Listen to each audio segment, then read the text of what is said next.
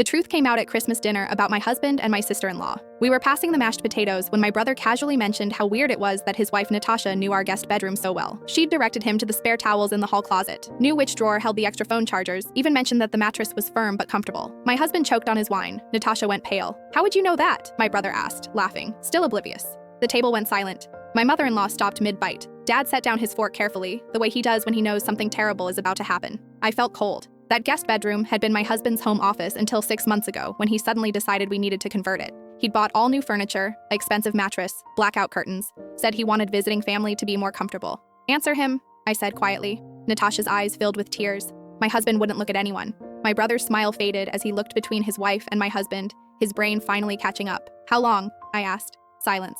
"How long?" 2 years, Natasha whispered. My brother stood up so fast his chair fell backward. "You've been sleeping with my sister's husband for 2 years? In their house?" The affair had started at my son's birthday party. They'd both gone to grab ice from the garage freezer. By the time the cake was served, they'd exchanged numbers. For 2 years, Natasha would come over for coffee while my brother was at work. My husband would leave his office door unlocked. They'd spend hours in that converted guest room while I was teaching 4th grade across town. My brother was screaming now, his hands shaking. My mother-in-law was crying, repeatedly saying, "Not in this house. Not in this family." Dad just sat there, looking at me with this expression I'd never seen before, like he was waiting to see what I'd become. I stood up, walked to the guest bedroom, and opened the nightstand drawer. Inside was a jewelry box I'd never seen, a delicate gold bracelet with an inscription, "For my Natasha, eternally yours."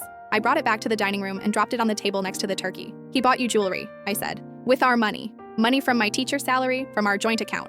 My brother grabbed the bracelet, his face crumbling. "I bought her the exact same one for our anniversary. You even stole my gift idea?" What destroyed me wasn't the affair itself. It was the efficiency of their deception, the way they'd carved out a life in my home while I was teaching children about honesty and integrity. Every family dinner, every holiday, every casual coffee visit had been a lie. They'd looked me in the eye hundreds of times and chosen to continue. My husband finally spoke. "I wanted to tell you." "When?" I asked. "Before or after you redecorated our guest room with affair furniture?" He had no answer. I told everyone to leave. My brother grabbed Natasha's arm and dragged her toward the door. My in-laws followed, my mother-in-law still crying. My parents stayed behind to help clean up the dinner no one had eaten. That night, I couldn't sleep. I kept thinking about all the signs I'd missed, how my husband had become so particular about the guest room, how Natasha always volunteered to help me with dishes, giving my husband time alone upstairs, how they'd both encouraged my brother and me to take that marriage retreat last summer, leaving them alone for an entire weekend. At 2 in the morning, I went to the guest bedroom and started pulling out drawers. That's when I found the ultrasound photo tucked behind the jewelry box. 8 weeks along, dated from last month. On the back, in Natasha's handwriting,